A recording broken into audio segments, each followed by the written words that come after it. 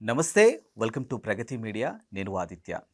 2026 గాను కేంద్ర ఆర్థిక మంత్రి నిర్మలా సీతారామన్ బడ్జెట్ని ప్రవేశపెట్టడం జరిగింది. మరి బడ్జెట్లో ప్రధానంగా ఎలాంటి అంశాలపైన ఫోకస్ చేయడం జరిగింది అండ్ ఈ బడ్జెట్తో సామాన్యుడికి ఏమైనా ఊరట కలిగించిందా? ఇలాంటి ఎన్నో అంశాల గురించి తెలుసుకునే ప్రయత్నం చేద్దాం. ప్రస్తుతానికి మనతో పాటు స్టూడియోలో ఉన్నారు ప్రముఖ analyst and senior journalist Jagdev గారు. సార్తో మాట్లాడి మరిన్ని విషయాలు తెలుసుకుందాం. నమస్తే అండి. నమస్తే ఆదిత్య. 2026 గాను కేంద్ర ఆర్థిక మంత్రి నిర్మలా సీతారామన్ గారు బడ్జెట్ని పెట్టడం జరిగింది. సో మరి ఆ బడ్జెట్ని చూసాం అందరం కూడా. ముఖ్యంగా బడ్జెట్ అనగానే మనకు గుర్తొచ్చేది సామాన్యుడికి ఏమైనా ఊరట కలిగించే అవకాశం ఉందా అనేది. సో ఎలా ఉండబోతుంది అసలు ఇప్పుడు? యాక్చువల్గా బడ్జెట్ 2026-27కి సంబంధించి కేంద్ర ఆర్థిక మంత్రి నిర్మలా సీతారామన్ గారు అంతకుముందు మనం చెప్పుకోదగ్గది ఏంటంటే తెలుగువారి కోడలు అని. నిజంగా గట్టిగా ప్రౌడ్ మూమెంట్ ఇది. తెలుగువారి కోడలుగా ఒక బడ్జెట్ ప్రవేశపెడుతూ ఇంకొక రికార్డు కూడా సొంతం చేసుకున్నారు. ఈ బడ్జెట్ ప్రవేశపెట్టేటప్పుడు వరుసగా 9వ బడ్జెట్ ప్రవేశపెట్టిన మొదటి మహిళగా రికార్డు సొంతం చేసుకున్నారు. సో ఆమె కట్టుబొట్టు వేషధారణ అంటే ఒక బడ్జెట్ ఎంత ఇంపాక్ట్ చేస్తుంది దేశ ప్రజలకి, అంటే అట్టడుగు వర్గాల వారికి కూడా ఎంత ఇంపాక్ట్ చేస్తుందని మాట్లాడుకునే ముందు దాన్ని రూపొందించిన ఆ వ్యక్తి యొక్క టీం గురించి కూడా మనం మాట్లాడుకోవాలి కాసేపు. ఎందుకంటే ఆ సీతారామన్ గారు కట్టుబొట్టు కానీ వే ఆఫ్ టాకింగ్, ఆ వొకాబులరీ ఎంత డిగ్నిఫైడ్గా ఉంటుందంటే అలాని చిల్లర రాజకీయాలు, ఊరికే నోరేసుకుని పడిపోవడం, కామెంట్ చేయడం అవేవి ఉండదు. చాలా అంటే ఒక ఆర్థికం అంటే ఎంత హాట్ సీట్ అది కదా, ఎంత భారమైన సీట్ అంటే అటువంటి సీతారామన్ గారు నిన్న బడ్జెట్ ప్రవేశపెట్టడం నచ్చినవాడికి ఎప్పుడూ నచ్చదు. వాడు ఏం చేసినా నచ్చదు. పరవన్నం పెట్టినా కూడా చేదుగా ఉందంటాడు వాడు. కాకపోతే ఆవిడ మాట్లాడుతున్నంతసేపు కొన్ని సాంస్క్రిట్ పదాలు, కొన్ని హిందీ వర్డ్స్ వాడుతూ ఇంగ్లీష్లోనే ఆద్యంతం. అటువంటి సీతారామన్ గారు నిన్న ల్యాప్టాప్లో అది ఆద్యంతం ఇంగ్లీష్లో బడ్జెట్ స్పీచ్ కొనసాగించారు. అయితే 3 సార్లు కర్తవ్య అనే పదాన్ని వాడుతూ 3 రకాల ప్రధాన కర్తవ్యాలు ఒక ఎన్డీఏ భాగస్వామ్య పక్షాలతో కూడిన భాజపా ఒట్టు పెట్టుకొని ఇది మా ప్రతిజ్ఞ చేసినట్టుగా 3 కర్తవ్యాలకు సంబంధించి మా ప్రభుత్వం నడిపిస్తుందని చెప్పారు. అందులో ప్రధానంగా మొట్టమొదటిది ప్రపంచంలో ప్రస్తుతానికి అనిశ్చితి నెలకొంది. ఆ అనిశ్చితిని ఎలా స్టేబుల్ చేయాలి. రెండవది ప్రజలకి మౌలిక రంగాలు, మౌలిక సదుపాయాలకు సంబంధించి. మూడవది సబ్కా సాత్ సబ్కా వికాస్. అంటే ఇక్కడ మనం దీని మీద బడ్జెట్ ప్రవేశపెట్టే ముందే ఒక 2 నెలలుగా ఒక ఆర్థిక సర్వే ఒకటి నిర్వహించింది. అంటే ఎందుకు నిర్వహిస్తారు? దేశం నలుమూలల యావత్ కాశ్మీర్ నుంచి కన్యాకుమారి వరకు, ఈ చివరి వరకు కూడా ఎవరెవరికి ఏ పరిస్థితులు ఉన్నాయి, ఎవరెవరికి ఏంటి కావాలి, ఏవి కోరుకుంటున్నారు, ఏవైతే మరలా భారత్ పట్టాల మీద కరెక్ట్గా వెళ్తుంది ఈ వికసిత భారత్ అనేది అనే దాని మీద ఒక సర్వే చేయిస్తే ఆ సర్వేలో వచ్చిన కీలకమైన అంశాలు ఏంటంటే దాని ప్రకారం రూపొందిస్తూ బడ్జెట్ ఇండియా బడ్జెట్ని ఎకానమీ, గ్రోత్, రెసిలియంట్ అని పెట్టారు. ఆ సర్వేలో మెయిన్ కీ పాయింట్స్ అనమాట. ఎకానమీ అంటే ఆర్థిక పరిస్థితులు. ఇప్పుడు చూడండి, ఎకానమీ అంటే సగటు మనిషి కూడా ప్రయాణించేలాగా, సగటు మనిషి కూడా దర్జాగా బతికేలాగా. రెండోది గ్రోత్, అలా బ్రతుకుతూ ప్రతి రంగంలో కూడా గ్రోత్ కనిపించాలి. మూడోది రెసిలియంట్ అని ఎందుకన్నారంటే, యాక్చువల్గా రెసిలియంట్ అంటే సరైన అర్థము స్థితిస్థాపకత అంటారు. చిన్నప్పుడు మీరు సైన్స్లో చదువుకుని ఉంటారు. స్థితిస్థాపకత అంటే ఎలాస్టిసిటీ లాంటిది ఒక విధంగా. అంటే ఏ వ్యక్తి ఒక ట్రౌజర్ ఉంది, ఒక వ్యక్తికి ఇది సరిపోవచ్చు, ఇంకో వ్యక్తికి టైట్ అయిపోవచ్చు మామూలుగా. అదే ఎలాస్టిసిటీ పెట్టామనుకోండి, ఆల్మోస్ట్ ఆల్ 50 నడుమున్నవాడితో సహా 28 నడుమున్నవాడు కూడా ఎవరికైనా పట్టి సెట్ అవుతుంది. సో దాని మీద కాన్సన్ట్రేట్ చేశారు. మరి దీనికి ఇప్పుడు అందరికీ నచ్చాలని లేదుగా. అవును, అన్ని వర్గాలకు నచ్చితే వాళ్ళు దేవుడు అయిపోతారుగా. కానీ మ్యాక్సిమం 70-80 పీపుల్కి సాటిస్ఫై చేసేలాగా ఈ బడ్జెట్ ఉంది. అది ప్రధాని గారు కూడా నిన్న చేశారు. దీంట్లో 3 కర్తవ్యాలు మేము మాట్లాడుకుంటాం. ప్రపంచ అనిశ్చితి అంటే ఇన్ ద సెన్స్ ఇప్పుడు ఎక్కడ చూసినా యుద్ధ వాతావరణము, ఎవడు ఏమంటాడో తెలియదు, చాలా గోల్డ్ పెరిగిపోతుంది, ఫ్లక్చువేషన్ అవుతుంది, వేసాలు రావట్లేదు, ఎక్కడ వాళ్ళు అక్కడ ఆగిపోతున్నారు, కుదేలవుతుంది, ఆర్థిక మాంద్యం ఏర్పడింది. బట్ మనకు మాత్రం ఆర్థిక మాంద్యం ఏర్పడలేదు. మీరు అబ్జర్వ్ చేయండి. ఎందుకంటే ఆర్థిక మాంద్యం అవుతుంది, బంగారం పెరిగిపోతుంది, అమెరికా ఓడు ఓవర్ యాక్షన్ చేసి సుంకాలు గింకాలు అంటున్నాడు, ట్రంప్ పిచ్చితొగ్గులకు నిర్ణయాలతో ముందుకెళ్తున్న నేపథ్యంలో అక్కడ ఏం చేశారు, ఒక్కసారిగా జిఎస్టీలో కొన్ని చేంజెస్ చేశారు. చేంజ్ చేసేప్పుడు ఎలా అవుతుంది, ఆర్థిక మాంద్యం వచ్చినప్పుడు ఈ ధరలు ఇంకా పెరిగిపోయి కొనుగోలు సంఖ్య పడిపోవాలి. ఎప్పుడైతే జిఎస్టీలో కొన్ని మార్పులు చేశారో కొనుగోలు సంఖ్య మళ్ళీ పెరిగిపోయి వెహికల్ 2 వీలర్స్ మీద కార్ల మీద ఎప్పుడైతే తగ్గించారో ఆఫ్టర్ కరోనా సెల్ఫ్ ట్రాన్స్పోర్ట్ ఎక్కువైపోయిన భారతీయుడికి ఈ ఒక్కసారిగా ఇప్పుడు మొన్న రీసెంట్గా ఒక మిత్రుడు కొన్నాడు మోపెడ్, అంటే యాక్టివా జూపిటర్, అవి సగటు మనిషి కొనాలంటే 1,40,000 ఆన్ రోడ్ అయ్యేది. ఇప్పుడు 1,05,000 1,10,000 అంటే 30,000 మార్జిన్ తగ్గుతున్నప్పుడు ఎంత బెనిఫిట్ ఒక పర్సన్ మీద నేను చెప్పేది. అటువంటివి అలాగే లేబర్ యాక్ట్లో కొన్ని ట్రెమెండస్ చేంజెస్. ఏది జెప్టో జొమాటో స్విగ్గీ లాగా రోడ్ల మీద తిరిగే ఈ కార్మికులకు కూడా లేబర్ యాక్ట్లు కొన్ని వర్తించేలాగా, వాళ్ళకి ఒక జీవిత బీమాకి వర్తించేలాగా కూడా చేంజెస్ తీసుకొచ్చారు. ఓకే. సో దీనివల్ల ఏమైంది, ఆర్థిక మాంద్యం మనకంత ఇంపాక్ట్ అవ్వలేదు. ఈవెన్ కరోనా టైంలో కూడా ప్రపంచ దేశాలన్నీ పెట్టలా రాలిపోయి అల్లాడిపోయాయి. మన దగ్గర మాత్రం భారతదేశంలో జరిగిన రోజువారీ యాక్సిడెంట్ల సంఖ్య కన్నా మరణాల సంఖ్య తక్కువ కరోనా టైంలో. బట్ మనం చాలా భయపడిపోయాం, ఎందుకంటే మనకి రోజువారీ ఆహారపు అలవాట్లలో ఈ పసుపు, యాంటీబయాటిక్ అని ఇవన్నీ మనకి అలవాటుగా ఉండేవి. ఎవడో చెప్తే వాడేది కాదు, మనం చిన్నప్పటి నుంచి అలాగే కొన్ని తరాల నుంచి అలాగే బతుకుతున్నాం. సో అంత ఇంపాక్ట్ పడలేదు, మనం తట్టుకోగలం. సో అలాగా మొదటిది ఏంటంటే ప్రపంచ అనిశ్చితికి సంబంధించి ఏవేవైతే ఉన్నాయో ఆ నిర్ణయాలను తీసుకుంటూ పెట్టుబడులు, మౌలిక సదుపాయాలు, మౌలిక వసతులు వీటన్నిటికి కూడా కాన్సన్ట్రేట్ చేస్తూ ముందుకు తీసుకెళ్ళాలి. ఇది మొదటి కర్తవ్యం. దానికి సంబంధించి ఇప్పుడు ఇంధనం దిగుమతి మీద కాన్సన్ట్రేట్ చేయడం, అలాగే హెల్త్ మీద కాన్సన్ట్రేట్ చేయడం, దానికి సంబంధించిన వసతులు కల్పించడం.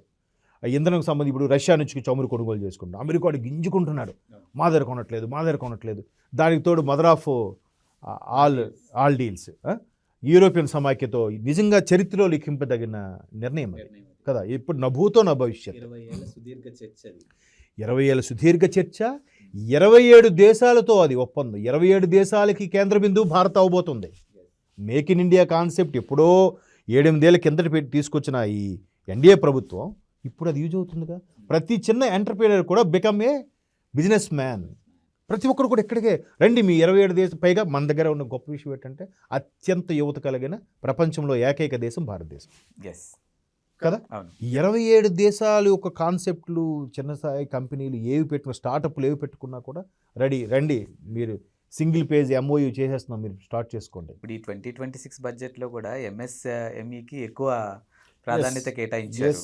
మా మైక్రో స్మాల్ మీడియం ఏదైతే ఉందో ఎంటర్ప్రైజెస్ ఉందో అది కేటాయించడం వల్ల అది ఒక డిపార్ట్మెంట్ అది ఉందని కూడా తెలీదు చాలామందికి. సో ఇప్పుడు మీరు అన్నట్టు దాని మీద కాన్సన్ట్రేట్ చేసి అనిశ్చితిని బ్యాలెన్స్ చేయడమే గొప్ప విషయం. ఎందుకు, రూపాయి మారక విలువ కూడా 91 రూపాయలు అయిపోయింది, 91.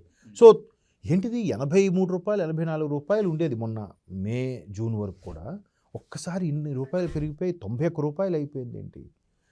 సో ఇవన్నిటిని బ్యాలెన్స్ చేస్తూ ఆవిడ ఒక్కొక్కటి స్పీచ్ మాట్లాడుతుంటే మ్యాక్సిమం అంటే ఇప్పుడు ఫలాలు ఇవ్వకపోవచ్చు, మెల్లమెల్లగా చూస్తారు, సామాన్యుడికి అర్థం కాకపోవచ్చు, పడింది తర్వాత. ఇకపోతే అంటే నేను ఇంకా చాలా మాట్లాడచ్చు, మనం బ్రీఫ్గా ఇన్స్ట్రక్ట్ చేసుకుంటూ వస్తున్నాను. రెండోది మౌలిక వస్తువులు, మౌలిక సదుపాయాలు.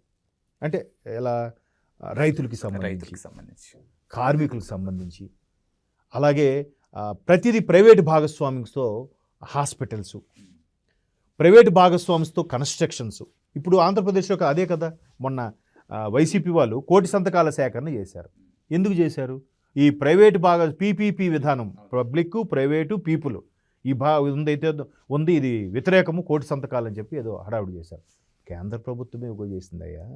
దీంతో ప్రతీది అంటే టూరిజం హాస్పిటల్స్ కూడా ఒక ప్రైవేట్ భాగస్వామ్యం చేయబోతున్నారు. అంటే ఫర్ ఎగ్జాంపుల్ ఎక్కడైనా మన టూరిజంకి వెళ్ళారు, అక్కడ మీకు ఏమైనా ఇబ్బందులు కలిగాయి, కొండ ప్రాంతాలు, సుదీర ప్రాంతాలు, అడవుల్లోని అలాంటి దగ్గర కూడా ఆ దగ్గరలో ఉండే ప్రైవేట్ హాస్పిటల్స్తో అనుసంధానం చేసి వైద్య సకాలంలో అందేలాగా చూడడానికి ఒక కాన్సెప్ట్. ఇంకొక మేజర్ కాన్సెప్టు ఆయుష్ అండి. ఎందుకు ఆయుష్ అంటే చాలామందికి తెరమరుగవుతున్న అంటే మర్చిపోతున్న తరుణంలో కొన్ని విద్యల్ని నిజంగా ఎన్డీఏ ప్రభుత్వం ఈ ఇలాంటి బడ్జెట్ ప్రవేశపెట్టి నిలబెడుతుంది. ఎందుకు, జనరల్గా మీకు ఆయుష్ ఎక్స్పాన్షన్ ఐడియా ఉందా? AYUSH. ఆయుర్వేదిక్ యోగా. యోగా. ఏ అంటే ఆయుర్వేదిక్, వై అంటే యోగా, యు అంటే యునాని, ఓకే. ఎస్ అంటే సిద్ధ, హెచ్ అంటే హోమియో.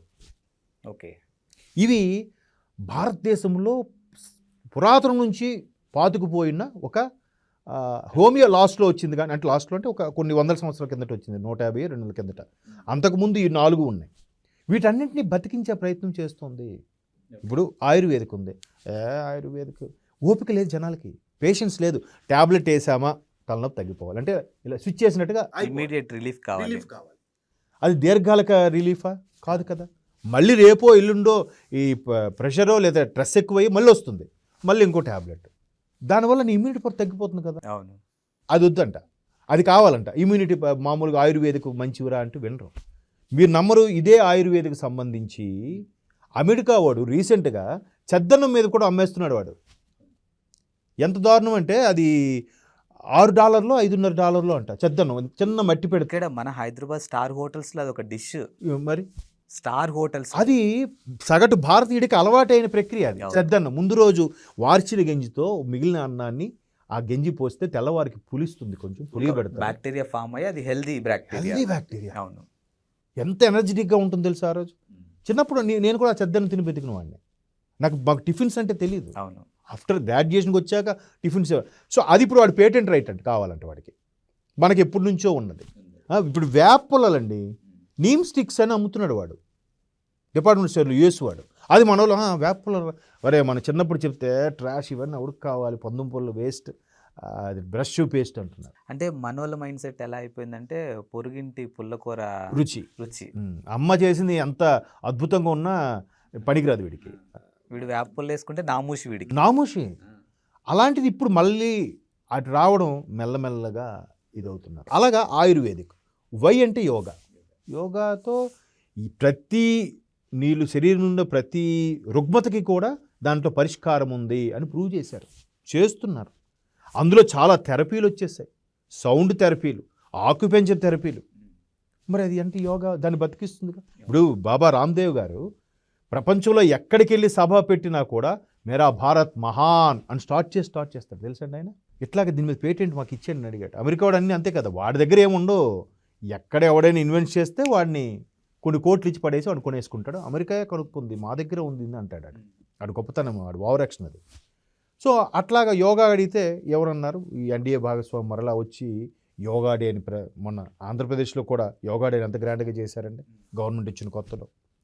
సో అట్లా యోగా గురించి, ఆ యోగా తర్వాత యునాని ఎక్కువగా ముస్లిం కంట్రీస్లో దీన్ని ఫాలో అవుతుంటారు. లేహ్యాలు అవి కూడా ఆయుర్వేదిలో ఒక రకమైన భాగం, దానితో చేసే ఒక లేహ్యాలు తింటారు. ఎస్ అనేది సిద్ధ యోగము అంటారు దాన్ని. ఒక రకమైన కళ, అంటే మర్మ కళలు లాంటిలో ఒక కళ అంటది. అది దాంతో రకరకాల మసాజులతో మీరు తగ్గించవచ్చు. దానికి కొంచెం ఈ తెలియని వాళ్ళు మూర్ఖులు బ్లాక్ మ్యాజిక్ అనేవాళ్ళు ఉన్నారు, కానీ దాన్ని కూడా బతికిస్తుంది. ఒక డిపార్ట్మెంట్ క్రియేట్ చేసిందిగా ఆయుష్ అని.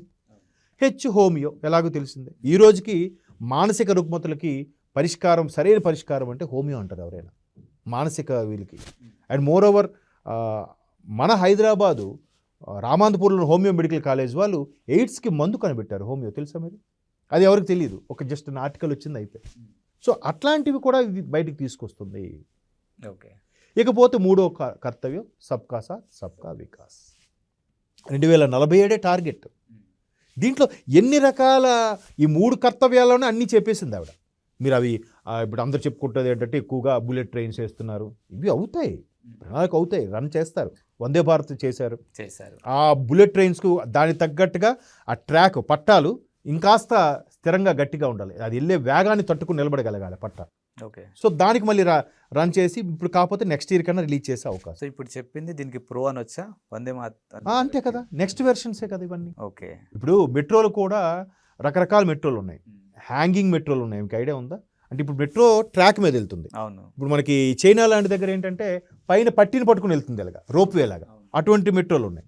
సో అవి కూడా మనకి తీసుకురావాలని ప్రపోజల్ ఉంది. దాంట్లో రిస్క్ ఎక్కువ ఉందని, ఎందుకంటే లాస్ట్ టైము షాంఘైలో ఎక్కడో అటువంటిది ఆ పట్టి జారి పడిపోయి చనిపోయారు ఒక 40-50 మంది. ఓకే. సో అట్లాంటి రిస్క్ ఉంది కాబట్టి అలాంటి మెట్రోలు వాడటం లేదు మన దగ్గర.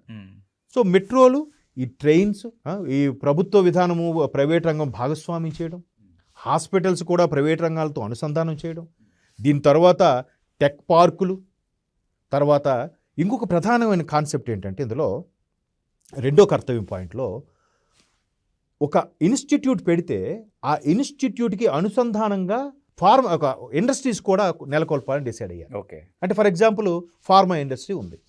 ఫార్మా ఇండస్ట్రీకి కావాల్సిన క్వాలిఫికేషన్స్ ఏంటి? B Pharmacy, chemistry background, biotechnology, biochemistry ఇవి ఉంటాయి. అదే B Pharmacy master degree, M Pharmacy. So ఇట్లాంటి వాటిని ఇలాంటి కాలేజీలు అభివృద్ధి చేస్తూ దానికి అనుసంధానంగా ఒక ఫార్మా ఇండస్ట్రీ, దానికి సంబంధించి ఒక ఫార్మా పార్కు. ఏమైంది? వీడు చదువుకున్న చదువుకి సార్థకత. ఇప్పుడు 1999లో రెండోసారి చంద్రబాబు నాయుడు ముఖ్యమంత్రి అయినప్పుడు హైటెక్ సిటీ ఇది అప్పుడు బిల్ క్లింటన్ వాళ్ళతో వచ్చి ఓపెన్ చేసినప్పుడు తిండి పెడుతుందా అది ఇది అని విమర్శించారు. ఇప్పుడు వాళ్ళు కూడా లేదు చంద్రబాబు విజన్ కరెక్టే, ఇప్పుడు మన హైదరాబాద్ చూస్తే అర్థమవుతుందని ఒప్పుకున్న వాళ్ళు ఉన్నారు. ఇగో పక్కన పెడితే ఇగో ఉంటే ఆయన ఏం చేశాడు? హైదరాబాద్ మన నవాబుల నుంచే డెవలప్ అయిందనే వాళ్ళు కూడా ఉన్నారు. ఇంకా అది పక్కన పెట్టండి. సో ఇప్పుడు అప్పట్లో ఆయన బీటెక్ కాలేజీలు ఎక్కువగా తీసుకురావడానికి కారణం ఏంటంటే టెక్ దిగ్గజాలకి టెక్నికల్గా ఇంప్రూవ్ అవ్వడానికి ఆ విదేశాలు, పాశ్చాత్య దేశాలు ఉన్న కండిషన్స్ ఏంటంటే 10+2+4 అనే ఒక క్వాలిఫికేషన్ ఉండాలని పెట్టుకున్నారు నిబంధన. 10th క్లాసు ఎస్ఎస్సి, +2 ఇంటర్మీడియట్, +4 అంటే ఎనీ గ్రాడ్యుయేషన్ 4 years. మన దగ్గర graduation 3 years bachelor degree, BA, BSc, BCom. BTech ఉన్నాయి కానీ చాలా అరుదుగా ఉండేవి, యూనివర్సిటీకి రిలేటెడ్గా కొన్నే ఉండేవి. లాభం లేదు, ఇప్పుడు ఏర్పడే టెక్ కంపెనీలన్నిటికీ సాఫ్ట్వేర్కి ఇమీడియట్గా +4 కావాలని ఇంజనీరింగ్ కాలేజీలు ఎక్కువ చేశాడు ఆయన. ఓకే. సో అది రిలీవ్ అయిన వెంటనే ఎంతమంది సాఫ్ట్వేర్లు అయ్యారు. ఇప్పుడు అవునున్నా కాదన్నా హైదరాబాద్లో 80% ఆఫ్ పీపుల్ సాఫ్ట్వేర్కి రిలేటెడ్గానే బతుకుతున్నారు. అవునా కాదు చెప్పండి? ఏదో ఒక రంగంలో మీరు ఎలా తీసుకుంటే దానికి రిలేటెడ్గానే క్యాబులు, గేబులు, హోటల్స్ అన్నీ కూడా ఎక్కువ సింహభాగం దాని ఉంది అంటున్నా. సో కాకపోతే దాన్ని రాజశేఖర రెడ్డి లాంటి వాళ్ళు చేంజ్ చేశారు, మరికొద్ది కాలేజీలు పెంచేసి ఫీజు రీఎంబర్స్మెంట్ అన్నాడు ఆయన. ఎంత మోతాదులో అంతే ఉండాలి. మీరు అన్నం కడుపు నిండా తింటే తృప్తి, ఇంకా తింటే అజీర్తి, వాంతులు చేసుకుంటారు. అలా ఈయన ఏం చేశారు? మరి కాస్త కాలేజీలు పెంచేసి పర్మిషన్లు ఇచ్చేసి బిల్డింగే, స్థలము, ప్లేగ్ ఏమి లేని వాళ్ళు కూడా ఇచ్చేసి ఆ ఫీజు రీఎంబర్స్మెంట్ అన్నాడు.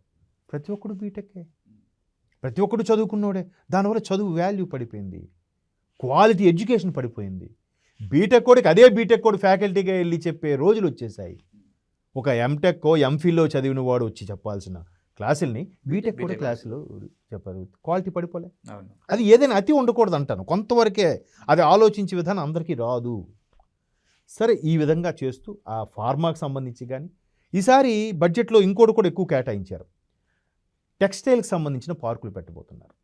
అంటే ఫ్యాబ్రిక్ ఇవి ఎక్కువ మన దగ్గర నుంచే విదేశాలకు కూడా ఎక్స్పోర్ట్ అవుతున్నారు. తమిళనాడులో తిరుపూరు నిజంగా వరల్డ్ వైడ్గా టీషర్ట్స్ని కూడా మంచి మంచి ఫ్యాబ్రిక్ని ఎక్స్పోర్ట్ చేసేది తిరుపూర్ నుంచి వెళ్తున్నాయి మనకి. ఓకే. అట్లాగా ప్రతిదీ. దానితో పాటు 5 మేజర్ హెల్త్ క్యాంపస్లు పెట్టబోతున్నారు. మేజర్ హెల్త్ క్యాంపస్లు అంటే భారతదేశం చాలా విశాలమైన భారతదేశం, ఈ అఖండ భారతంలో ఉత్తర భారతదేశం ఒకటి, దక్షిణ భారతదేశం ఒకటి, ఈస్ట్ వైపు ఒకటి, వెస్ట్ వైపు ఒకటి, సెంటర్ ఆఫ్ భారత్ ఒకటి. ఒక హెల్త్ క్యాంపస్ లాంటి మెడికల్ క్యాంపస్లు పెట్టబోతున్నారు. అంటే ఇప్పుడు చూడండి, అమరావతిలో ఒక ప్రతిదీ కూడా ఒక హబ్ పెడుతున్నారు, మెడికల్ హబ్ అని, ఐటీ హబ్ అని, ఎడ్యుకేషన్. అంటే ఆ మెడికల్ హబ్లో అన్ని హాస్పిటల్స్, ఇన్స్టిట్యూట్స్, రీసెర్చ్ సెంటర్స్ అవి రిలేటెడ్ ఉండేలాగా ఇక్కడ కూడా దాన్ని ప్యారడీగా తీసుకొచ్చి పెడుతున్నారు. ఓకే. ఇదిలా ఉంటే భారత్ మనం అనుకున్నాం అనిశ్చితి ఇవన్నీ నుంచి తప్పించుకుంటుంది, అన్నిటి నుంచి బాగా మెరుగ్గా వెళ్తుంది, ఎవడేం వచ్చినా కూడా స్టేబుల్గా వెళ్తుంది. ఇప్పుడు మన ఆపరేషన్ సింధూర్ ఉంది, చెదగొట్టేయాల్సిందిరా, ఇంకా ఆపేశారా? ఆపాలి. ఎక్కడ ఆపడం తెలియడం కూడా చాలా పెద్ద ఆర్ట్. అది ఎక్కడ ఏదో సినిమా డైలాగ్ ఉంది కదా, ఎక్కడ నెగ్గాలో కాదురా ఎక్కడ తగ్గాలో తెలిసిన వాడని. సో ఎక్కడ తగ్గాలో ఒకలాగా అక్కడ ఆపి, దానివల్ల ఏమైంది? జీడిపి ఇబ్బంది లేకుండా, జీడిపి పరుగులు పెడుతుంది, 2వ స్థానానికి ఎగబడుతున్నాం. ఎంత ఖర్చు యుద్ధం అంటే? దానివల్ల మనకి సైనిక నష్టం కూడా జరుగుతుంది, కొంతమంది ప్రాణాలు కోల్పోతారు, కొంతమంది సామాన్య ప్రజలు చనిపోతారు. ఇవన్నిటిని దృష్టిలో పెట్టుకొని చాలా ఆల్రెడీ వాళ్ళకి ఇది పోయించాము, ఇది ఝలక్. దీంతోపాటు ప్రపంచ దేశాలకి భారత్ అంటే ఏంటో తెలిసింది. సో దాన్ని బేస్ చేసుకొని ఇప్పుడు ఈ ఆర్థిక సర్వేలో తెలిసింది ఏంటంటే భారత్ మరింత పటిష్టంగా తయారవ్వాలి, రక్షణ కవచం పెరగాలి. అందుకు గత సంవత్సరం 1,20,000 కోట్ల రూపాయలు దీనికి కేటాయిస్తే అందులో 60,000 కోట్లు మిగ్ 21 విమానాలకే పెట్టేశారులేండి. ఈసారి సుమారుగా 2.8 2,80,000 ఎంతో సంథింగ్ రక్షణ దానికి పెంచారంట. అంటే చూడండి ఎంత ఆల్మోస్ట్ ఆల్ 70-80% రక్షణ శాఖకు పెట్టారు. ఎందుకు? కానీ రక్షణ శాఖకు పెట్టడం అనేది అంటే మెయిన్ దానికి పెట్టాల్సింది, ఎందుకంటే చుట్టూ ప్రొటెక్షన్ అదే కాబట్టి మనకి. కానీ ఎడ్యుకేషన్ కానీ లేకపోతే వ్యవసాయ రంగం కూడా దేశానికి చాలా ఇంపార్టెంట్ కదా. సో వీటికి కొంచెం ప్రాధాన్యత తగ్గించారు అనే అంశాలు కూడా వినిపిస్తున్నాయి కదా. దానికి నేను మీతో ఏకీభవిస్తూనే దానికి చిన్న ఎక్స్ప్లెనేషన్ ఇవ్వబోతున్నాను. ఇప్పుడు తమిళనాడులో మాజీ తమిళనాడు బీజేపీ అధ్యక్షుడు ఆయన అన్నామలై అని పేరు, ఐపీఎస్ ఆఫీసర్. ఇప్పుడు ఆయనకి రాజ్యసభ ఏదో ఇస్తారని ప్రపోజల్ కూడా ఉంది. ఆయన ఎప్పుడు ఒక మాట చెప్తూ ఉంటాడు ప్రతి ఇంటర్వ్యూలో కూడా, మన దగ్గర అంతర్గత కలహాలు చాలా ఉన్నాయి, మనలోనే శత్రువు ఉన్నాడు. మొన్న ఢిల్లీ బాంబ్ బ్లాస్ట్ అయితే తెలిసిందిగా, మనలో ఉంటూనే మన తిండి తింటూనే డాక్టర్గా పనిచేస్తూనే చదువుకునే ఒక మహిళ కూడా విషం పెట్టి చంపడానికి సిద్ధపడిందంటే ఎట్లాంటి పరిస్థితులు ఉన్నాయి మనకి? పోనీ చుట్టూ 3 వైపులు నీరు, ఎటు పారిపోదామన్నా వెళ్ళి సముద్రంలో దూకాలి మన వాళ్ళు. ఇప్పుడు బంగ్లాదేశ్లో అల్లర్లు అయితే ఏమవుతున్నారు వాళ్ళు, అటు బర్మాకు ఇటు ఇండియాలోకి దూరిపోతున్నారా? పాకిస్తాన్లో గొడవలైనా కూడా మెల్లగా ఆడికి ఈడికి మతం పేరు చెప్పుతూనో ఎటో వెళ్ళిపోతున్నారు, అటు దుబాయో మెల్లగా కాశ్మీర్లోకి చొరబాట్లు అవుతున్నాయా?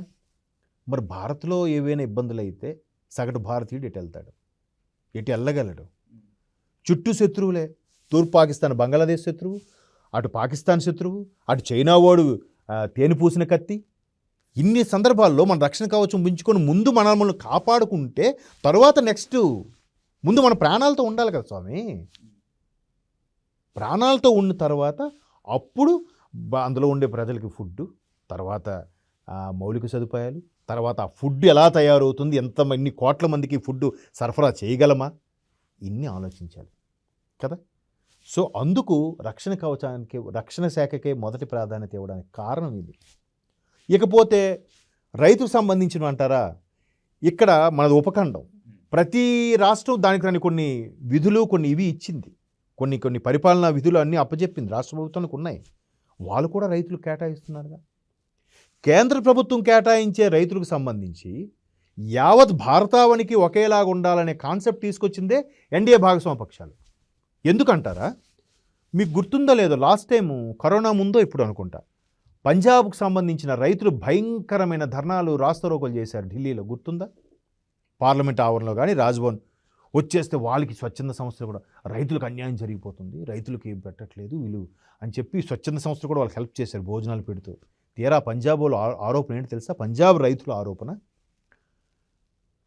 ఏవైతే కేంద్ర ప్రభుత్వం రైతుల కోసం కేటాయించే ఉంటాయో అవి వాళ్ళకే పరిమితం అవ్వాలట, యావత్ భారతదేశానికి ఇవ్వద్దంట.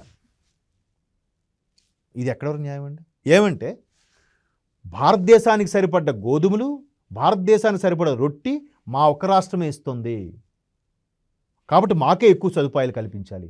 రైతన్నంతా ఒకటేనా కదా, వేరు వేరు ఉంటారా? ఆర్మీ జవాన్ అందరూ ఒకటేనా, లేదంటే అస్సాం వైపు ఆర్మీ జవాన్ ఒకటి, కాశ్మీర్ వైపు ఆర్మీ జవాన్ ఒకటి ఉంటాడా? అది తెలియక మన దగ్గర చాలామంది కూడా రైతుకు అన్యాయం జరిగిపోతుందని స్టేటస్లో పెట్టుకున్నారు. రైతుకు అన్యాయం జరగడం కాదు, కేంద్రం నిర్ణయం అందరి రైతులకి ఇది వర్తించాలి. ఈ పథకాలు ఏవైతే ఉన్నాయో ఇవి రైతు వికాస్ కానీ రైతు కిసాన్ పథకాలు ఏవైతే ఉన్నాయో ఇవి అందరికీ వర్తించాలంటే వాళ్ళు ధర్నా చేశారు. ఇది ఎంతవరకు కరెక్టు? సో గోధుమలు అనేవి ఆంధ్రప్రదేశ్లో తెలంగాణలో అమ్మచ్చు, తెలంగాణలో పండిన వరి అక్కడ నార్త్లో ఢిల్లీలోను ఉత్తరప్రదేశ్ కూడా అమ్ముకోవచ్చు, అంతేనా? అక్కడికిక్కడి వస్తు మార్పిడి లేదా అన్ని రకాలుగా రైతులకు ఒకే రకమైన గిట్టుబాటు ధర కల్పించాలి కదా. ఆల్రెడీ కల్పిస్తూనే, కాకపోతే రక్షణది వ్యయంతో కూడింది, ఎక్కువది. ఇప్పుడున్న పరిస్థితుల్లో అది మనకు అవసరం. ఎందుకంటే ప్రపంచం ఆర్థిక మాంద్యం ఏర్పడడానికి కారణం ఏంటి? ఇప్పుడు ట్రంప్ ఏం చెప్తున్నాడు, 8 దేశాలు యుద్ధాలు ఆపానంటున్నాడా?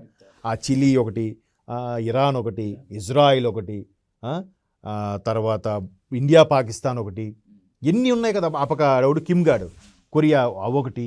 ఇన్నిటి మీద అనిశ్చితి ఏర్పడి ఆడు యుద్ధంగా పెడతాడా, తిండికే పెడతాడా? బట్ మనం ఎక్కడ కూడా వసుదైక కుటుంబం అనే కాన్సెప్ట్లో అందరినీ కలుపుకుపోతున్నాం, జాగ్రత్తగా న్యూట్రలైజ్ చేసి వెళ్తున్నాం. ఈవెన్ రష్యా ఉక్రెయిన్ మీద దాడి చేసినప్పుడు కూడా ఎక్కడ మనం చెలించకుండా ఎందుకు న్యూట్రల్గా వెళ్ళామంటే రష్యా చిరకాల మిత్రుడు. అలాగని ఉక్రెయిన్ వాడు ఏం చేశాడు, అమెరికా వాడికి ఒత్తాసు పలుకుతున్నాడు. ఒత్తాసు పలికితే ఎలాగవుతుంది చెప్పండి. ఇప్పుడు ఒక ప్రస్తుతం కాంపౌండ్ వాళ్ళండి, కాంపౌండ్ వాళ్ళు మీదొక విల్ల, మాదొక విల్ల, రష్యా వాడికి వెళ్ళా, ఉక్రెయిన్ వాడికి వెళ్ళా. ఉక్రెయిన్ వాడు ఏమన్నాడు, నేను కాంపౌండ్ వల్ల ఉంది కాబట్టి నేను ఇక్కడ చిన్న కన్నం పెట్టుకుని నా ఇంటికి ఇలా పంపించుకుంటానంటే ఎంతవరకు కరెక్టు? అందరూ సెక్యూరిటీ రోడ్డు వల్ల రావాలి, అక్కడ సైన్ చేయాలి, లోపల పంపించాలి. లేదు ఇది నా ఇల్లు, నా ఇష్టం, నా వెనక నుంచి నేను నా ఇంట్లోకి ఎవరినైనా తెచ్చుకుంటానంటే అటు దొంగ అవ్వచ్చు, దొర అవ్వచ్చు, మాఫియా వాడవచ్చు, టెర్రరిస్ట్ ఎవడైనా వచ్చి కదా, కమ్యూనిటీ స్పాయిల్ అవుద్ది. ఏ ఇంట్లోకి ఎవడైనా చొరబడతాడు, అప్పుడు ఎవరు బాధ్యుడు? అది వద్దంది రష్యా. నాకు అమెరికా సపోర్ట్ ఉందని చాలా. ఇప్పుడు ఎవడు నష్టపోయాడు? అమెరికా వాడు రెచ్చగొట్టాడు, ఉక్రెయిన్ వాడు పోయాడు. సో ఇట్లాంటి సందర్భంలో వరల్డ్ పాలిటిక్స్ సంబంధించి నిజంగా జైశంకర్ లాంటి సరైన వ్యక్తికి ఇచ్చారేమో అనిపిస్తుంది నాకు. ఒకప్పుడు ఆయన ఎవరు మొదట బీజేపీ ఉన్నప్పుడు జస్వంత్ సింగ్ లాంటి మహానుభావులు ఎలాగైతే చేశారో, ఇప్పుడు మళ్ళీ జైశంకర్ కూడా ఒక్కొక్కడికి ఇచ్చి పడేస్తున్నాడు. పైపెచ్చు ప్రపంచ దేశాలందరూ కూడా సత్సంబంధాలు ఎందుకు మెయింటైన్ చేస్తున్నాడంటే ఇట్లాంటి పరిస్థితి. మొన్న పాకిస్తాన్ అయినప్పుడు ఒక్క ముస్లిం కంట్రీ కూడా మాట్లాడలే. ఆ టర్కీ, ఇరాన్ తప్ప 21 ముస్లిం దేశాలు ఉంటే 21లో ఈ 2 స్పందించాయి, పాకిస్తాన్ మీద ఇలా చేయడం కరెక్ట్ కాదు, మేము పాకిస్తాన్కి హెల్ప్ చేస్తామని. మిగతా ఏ ముస్లిం దేశం కూడా మాట్లాడలే. అది మన యొక్క సయోధ్య, అది మన యొక్క ఇంటర్నేషనల్ పాలిటిక్స్ యొక్క స్టాండర్డ్. సో అందువల్ల రక్షణ శాఖకి ఒక పావలా ఎక్కువ కేటాయించాల్సి వచ్చింది. చుట్టూ దొంగలే, చుట్టూ వెధవలే, 3 వైపులు నీరు. ఎట్లా? ముందు మనం సర్వే చేసుకుంటే తర్వాత తిందామయ్యా, ముందు ప్రాణాలు పోతుంటే. అవునా కాదా? రోహింగ్యాలు ఎంటర్ అయిపోతున్నారుగా, బంగ్లాదేశ్ చూస్తున్నారా ఎలాగుంది? మనలు స్పందించాలని చెప్పి మొన్న కొంతమంది ధర్నా చేశారు. ఎలా స్పందిస్తుంది భారత్? మన దేశంలో వ్యవహారం కాదు కదా. కానీ ఈ తెర వెనుక ఏం చేయాలో అది చేస్తుంది. దానికి ముందు చూస్తారు. సార్, ట్రంప్ పెట్టిన టారిఫ్ల ఇంపాక్ట్ ఏమైనా కనిపించిందా ఈ బడ్జెట్లో? ట్రంప్ పెట్టిన టారిఫ్లు ఆల్రెడీ వాడు పెడుతుంటే మన వాళ్ళు మళ్ళీ అన్నాడు కానీ మళ్ళీ తగ్గాడు. తర్వాత టారిఫ్లు పెట్టిన నెల రోజులకి ఏం స్టేట్మెంట్ ఇచ్చాడు, త్వరలో మరలా నేను భారత్లో పర్యటిస్తానేమో చెప్పలేను. ఆ తర్వాత ఏంటంటే భారత్కి మాకు ఇప్పుడు సత్సంబంధాలే ఉన్నాయి. గిచ్చడం వాడంతే, జ్వాలపాడడం వాడంతే. ఇప్పుడు మరలా మెల్లమెల్లగా అక్కడుండే సెనేటర్స్ కొంతమంది, అక్కడుండే అమెరికన్ సిటిజన్సే కేసు వేశారుగా. ఇప్పుడు రేపు మాపు కేసు తేలితే వాడికి అక్కడ కోర్టు కానీ మొట్టిగా వేసిందా, అక్కడ సుప్రీంకోర్టు కానీ అత్యున్నత న్యాయస్థానం. ఎందుకంటే భారత రాజ్యాంగం రూపొందించింది కూడా మనం అమెరికా లాంటి దేశంలో సుప్రీంకోర్టు. దాన్నే మనం ఇక్కడ పొందుపరుచుకున్నాం మన రాజ్యాంగంలో కూడా, ఆ దేశాన్ని చూసే. సో అక్కడ కోర్టులకు ఎవడైనా భయపడతాడు. సో ఇప్పుడు అక్కడ నుండి సిటిజన్సే ఆడి మీద కంప్లైంట్ చేశారు కాబట్టి ఆ కోర్టు తీర్పు ఏదైనా తేడా వస్తే ఆడ అధ్యక్ష పదవికే ఎసరు పెట్టేలా ఉంది. కాబట్టి మెల్లగా మళ్ళీ పైగా వయసు అయిపోయింది, చాదస్తం, ముసలోడు, వ్యాపారాలు కాపాడుకోవాలి. ఆడికి తెలిసిన ఒక 6 పెద్ద బిజినెస్ మ్యాన్లు ఉన్నారు, వాళ్ళందరూ ఆడ బంధువులు, వాళ్ళ బిజినెస్ కాపాడాలి. వాళ్ళు ఎప్పుడైతే షేర్లు పడిపోతున్నాయో ఏదో ఒక స్టేట్మెంట్ ఇస్తున్నాడు, అన్నీ పడిపోతున్నాయి, వాళ్ళు పెరుగుతున్నాయి. వాడికి కావాల్సింది అదే కదా. ఇప్పుడు ఇరాన్ మీద ఎందుకండి మోహరించాలి? చూసారా? మరి ఇజ్రాయెల్ ఎందుకేమండవు? ఇజ్రాయెల్ని ఏమేనంటే అమెరికాలో ఉన్న ఈ రోజుకి ఉన్న వ్యవస్థ జ్యూస్ సంతతికి చెందిన వాళ్ళే. జ్యూస్ సంతతి అంటే మళ్ళీ Israel, it's a part of Israel. ఆ జ్యూస్ ఇప్పుడు ఆవిడ ఎక్స్ అధినేత ఎలన్ మాస్క్ ఆయన కూడా జ్యూస్ సంతతికి చెందినవాడే. అటువంటి దిగ్గజాలు చాలామంది ఉన్నారు అమెరికాలో, 100ల సంఖ్యలో ఉన్నారు. వాళ్ళందరూ ఒక్కసారి మేము ప్రభుత్వానికి మద్దతు ఇవ్వట్లేదని ఒక్క స్టేట్మెంట్ వెనక్కి తీసుకుంటే మొత్తం కొలాప్స్ అయిపోతుంది. పైగా అమెరికాకి భారత్ కన్నా ఎక్కువ అప్పులు ఉన్నాయి. ఆ విషయం చాలామంది తెలియదు. మనకే ఎక్కువ అప్పులు ఉన్నాయేమో అనుకుంటాం. సో అందువల్ల ఈ విధంగా జాగ్రత్తగా వెళ్తూ ఏదైతే బడ్జెట్ ప్రవేశపెట్టారో దాన్ని స్టేబుల్ చేస్తూ, ఇక బడ్జెట్ వస్తుందనగానే బంగారం ధరలు కూడా తగ్గాయి చూసారా. వెండి మొన్న శనివారం ఒక్కరోజు 80,000 తగ్గింది కేజీ వెండి. అంటే ఇప్పుడు గోల్డ్ తగ్గడానికి బడ్జెట్ ఇంపాక్ట్ ఉందంటారా మీరు? కొంతవరకు పరోక్షంగా. అంటే జనరల్గా అంటే ఇప్పుడు చాలామంది విశ్లేషకులు చెప్పేది ఏంటంటే అంతర్జాతీయ మార్కెట్లో జరుగుతున్నటువంటి ఆ బ్యాలెన్స్ ఇన్బ్యాలెన్స్ వల్ల ఇదంతా జరుగుతుంది తప్ప ఇక్కడ బడ్జెట్కి ఏంటి సంబంధం అనే ప్రశ్న కూడా వస్తుంది సార్. వస్తుంది, కానీ మీరు చూడండి, ఎక్కడో సునామీ వచ్చింది, ఇక్కడ షేర్లు పడిపోతాయి. ఎక్కడో ఒక వరల్డ్ కప్లో ఒక మ్యాచ్ పోయింది, ఇక్కడ షేర్లు. దీనికి సంబంధం ఏంటండి? ఆ తుఫానికి, ఆ సునామీకి, అక్కడ మ్యాచ్లో పోవడానికి దీనికి సంబంధం ఏంటంటారు? ఏదో లింక్ సిస్టమ్ ఉంటుంది కదా. చాలామంది షేర్స్ కూడా పెద్ద మాఫియా అనేవాళ్ళు ఉన్నారు. ఆ బేర్స్ బుల్స్ ఎప్పుడు పరుగులు పెడుతుంది, ఎప్పుడు పడిపోతుందా బేర్స్ ఛాన్స్ తీసుకుందామని బేర్స్ చూస్తుంటారు. ఏంటిది చెప్పండి, అది పెద్ద సముద్రం. నాకు ఇప్పటికీ అర్థం కాని సబ్జెక్ట్ అది. ఆ షేర్స్, బ్రోకింగ్, స్టాక్ మార్కెట్. బాబాయ్ నిజంగా అదేదో ద స్కామ్ 1990 వచ్చింది హర్షద్ మెహతాది, అది వెబ్ సిరీస్ కూడా చూశాను. బట్ అది అంతుపట్టని మహాసముద్రం అది. ఈ బడ్జెట్లో తెలుగు రాష్ట్రాలకి జరిగినటువంటి మంచి ఏంటి అసలు? మంచి అనే దానికన్నా ముందు చెడే చూస్తాంగా మనం. తెల్లకాగితం అంతా వదిలేసి బడ్జెట్తో పోలిస్తే తగ్గించారు కదా. అదే చెప్తున్నాను. అందుకే మీరు అడగకముందే నేను చెప్పేది అదే. తెల్లకాగితం అంతా వదిలేసి అది మచ్చని చూస్తాం. మిగతా 99% తెల్లగా ఉంది కదా, ఒక్క మచ్చ మాత్రం ఏంటి తెల్లగా నీట్గా ఉన్న పేపర్ మీద మచ్చ ఏంటి అనే సగటు హ్యూమన్ ఫీలింగ్ అది. అయితే ఇక్కడ తెలుగు రాష్ట్రాలకు వచ్చేసరికి మరలా ఇక్కడ తెలంగాణకి ఏంటి ఇచ్చారు, ఆంధ్రాకి ఏమి ఇచ్చారు అనేది ఉంది. తెలంగాణకి మొండి చెయ్యి అన్నట్టుగా ఆల్రెడీ ఉప ముఖ్యమంత్రి భట్టి గారు స్టేట్మెంట్ ఇచ్చారు. అంటే ప్రధానంగా వాళ్ళు ఏదైతే మెట్రో విస్తరణకు సంబంధించి కానీ, కొన్ని రకాల మూసీ ప్రక్షాళనకు సంబంధించి కానీ ఏదైతే కాంగ్రెస్ ప్రభుత్వం సీరియస్గా తీసుకుందో దాని మీద ఎక్కడ ప్రస్తావించలేదు, ఏం మాట్లాడలేదు. అంటే ఇప్పుడు బడ్జెట్కు ముందు కేంద్ర ఆర్థిక మంత్రికి బడ్జెట్ ప్రవేశపెట్టుకున్నారు, వీటి మీద కూడా కొన్ని చూడండి సమాలోచనలు అని ఇక్కడ రాష్ట్ర మంత్రులు ఒక 2-3 ఒక 2-3 సమావేశాలు కలిసి గుర్తు చేయాలిగా, చెప్పాలిగా. కలిసినట్టుగా నాకేమనిపించలేదు. నీటి కష్టాలకు సంబంధించి కలిసిన సందర్భాలు ఉన్నాయి, కానీ ప్రత్యేకంగా కేంద్ర ప్రభుత్వాన్ని, కేంద్ర మంత్రుల్ని ఇక్కడ రాష్ట్ర మంత్రులు కలిసినట్టుగా నాకు అనిపించలేదు. ఇకపోతే ఆంధ్రప్రదేశ్కి అంటారా, అక్కడ ఇరిగేషన్ తుమ్మల రామానాయుడు గారి నుంచి మొన్న ఉప ముఖ్యమంత్రి పవన్ కళ్యాణ్ గారు కానీ, అలాగే ఐటీ మంత్రి లోకేష్ గారు కానీ ఈ గడిచిన నెల రోజుల గ్యాప్లో 3-4 మంత్రులు కేంద్ర మంత్రులు కలిశారు. అందులో నిర్మలమ్మ కూడా ఉన్నారు. ఎందుకు కలిశారు? రాష్ట్రాన్ని నిధులు ఇవ్వండి అని కాదు, అమ్మ బడ్జెట్ పెడుతున్నారు, మమ్మల్ని కొద్దిగా గుర్తుపెట్టుకోండి. ఇప్పుడు సినిమా లాంగ్వేజ్లో చెప్పాలంటే ఒక దర్శకుడు, ఒక ప్రొడ్యూసర్ సినిమా తీయబోతున్నాడు అంటే ఆర్టిస్టులు వెళ్ళి కనబడతారు. సార్ ఏదైనా ఛాన్స్ ఉంటే చూడండి సార్, సార్ ఏదో చిన్న ఒక వేషం ఉంటే చూడండి సార్. వాళ్ళకి దృష్టిలో చాలామంది ఉంటారు. మన వాళ్ళు చెప్పడం వల్ల మొన్న ఒకడు వచ్చాడు ఫొటోస్ తీసుకొని, ఆయనకి ఆ క్యారెక్టర్ పెట్టండి, మొన్న ఇంకో ఆయన వచ్చాడు తండ్రి క్యారెక్టర్కి ఆయన బాగుంటాడు ఇవ్వండి అని అంటారు. ఎంతోమంది ఉంటారు. ఆ టైంకి వాళ్ళు గుర్తు రావడమే అదే అదృష్టం. అలా చేసుకోవాలి మనం. ఆఫీసుల చుట్టూ ఎందుకు తిరుగుతారంటే అందుకే. ఇది కూడా అలాంటిది ఒక విధంగా. సో ఇప్పుడు ఏమైంది ఆంధ్రప్రదేశ్కి, తెలంగాణకు కూడా బుల్లెట్ ట్రైన్ ఏదో ఉంది. ఇప్పుడు హైదరాబాద్ నుంచి బెంగళూరు కానీ, తర్వాత అదొక్కటే ఉందనుకుంటున్నా. తర్వాత హైదరాబాద్, ముంబై, పూణే ఏదో ఒకటి ఉన్నట్టుంది మళ్ళీ. ఇకపోతే ఆంధ్రప్రదేశ్కి అవి 3 ఎన్ని ఉన్నాయి. అందులో మొత్తం మీద 7 బుల్లెట్ ట్రైన్స్లో 3 ఆంధ్రప్రదేశ్ మీదకి వెళ్తున్నాయి. అందులో 11 జిల్లాల వరకు కవర్ అవుతున్నాయంట. అలాగే పోలవరంకు సంబంధించి 3,300 కోట్లు కేటాయించారు. పోలవరం తగ్గింది. అంటే ఇప్పుడు ఇంకో యాక్చువల్గా అయితే పోలవరం 70% అయిపోయిందండి. ఎప్పుడు 2018కే 70% అయిపోయింది. తర్వాత వచ్చిన వైకాపా ఏం చేసిందండి, 1%, 0.5% ఎందుకు తొందర అని ఎటకారం చేశాడు ఆయన మాజీ మంత్రి అనిల్ కుమార్ యాదవ్. ఆయన ఇప్పుడు ఎక్కడున్నాడండి? ఏ వార్తల్లో కూడా కనబట్టలేదు. మరి తర్వాత వచ్చిన అంబటి రాంబాబు గారు కూడా మిగతా 2.5 సంవత్సరాలు చేశాడు. ఆయనే చేసింది ఏమి లేదు. ఆ నిధులు కూడా మింగేశారు గత ప్రభుత్వ హయాంలో. ఏమంటే మేము పథకాలకు ఇచ్చామని చెప్తున్నారు, కానీ మరి 70% అయిపోయింది. ఇప్పుడు ఇది ఇచ్చారు, మళ్ళీ అయ్యాక మళ్ళీ రిలీజ్ చేస్తారేమో. 2027కి పూర్తి చేయాలని టార్గెట్ పోలవరం. 26-27 ఫైనాన్షియల్ అవనివ్వండి, 27-28 ఫైనాన్షియల్ ఇయర్ ఉందిగా, 70% అయిపోయిందిగా. ఇంకొక 30% కాదు, 30%లో 90% వరకు వచ్చేసింది అనుకోండి. ఇంకా 20 అయిపోయింది అనుకోండి, 90 అవుతుంది.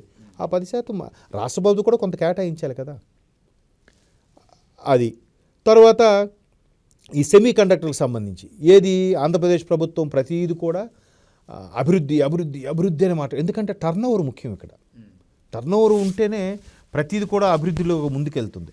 ఇప్పుడు సెమీ కండక్టర్కి సంబంధించి భారత ప్రభుత్వానికి కొన్ని ప్రపంచ దేశాలు వచ్చి అడిగాయి ఎక్కడెక్కడ పెడితే బాగుంటుంది. వాళ్ళు తెలివిగా జనరల్గా అందరూ ఏమనుకున్నారు, గుజరాత్కే వెళ్తుందేమో అనుకున్నారు. కానీ ఈసారి గుజరాత్ ప్రస్తావన తీసుకురాలే. లేదు బీహార్ ఎన్నికలు ఉన్నాయి కాబట్టి బీహార్కి వెళ్తుందేమో అనుకున్నారు, బీహారు తీసుకురాలే. రాజస్థాను, ఒరిస్సా, ఆంధ్రప్రదేశ్ ఈ 3ంటికి ఇచ్చారు సెమీ కండక్టర్లు.